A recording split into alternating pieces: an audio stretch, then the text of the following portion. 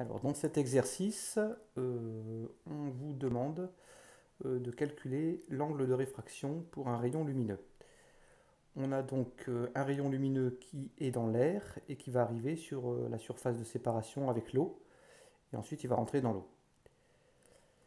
Donc ce rayon lumineux va arriver ici, il forme un angle de 50 degrés avec la droite normale, ici en pointillé.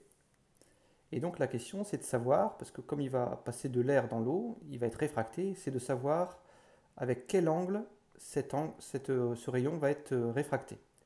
Donc le but ça va être de déterminer cet angle ici, I2. Pour ce faire, on va utiliser la loi de Snell-Descartes, N1 sinus I1 égale N2 sinus I2. Alors il suffit juste de remplacer N1, N2 et I1 par leur valeur. Et puis celui qu'on ne connaît pas, c'est le I2. Alors si on reprend cette équation-là, puisque là on a une équation, 1 fois sinus 50 égale 1,33 fois sinus I2.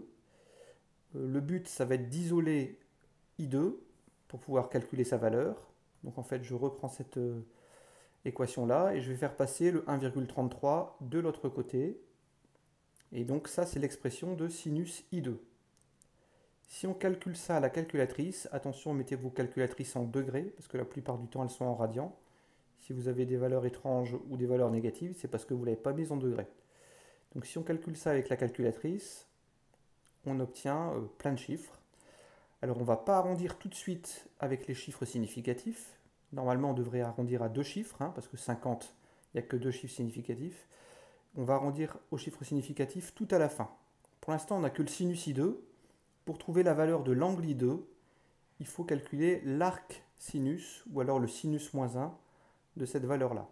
Donc on fait sinus moins 1 ou arc sinus de cette valeur-là sur la calculatrice. Et là seulement, on peut garder les deux chiffres significatifs nécessaires, donc ici 35 degrés. Donc cet angle I2 fait 35 degrés.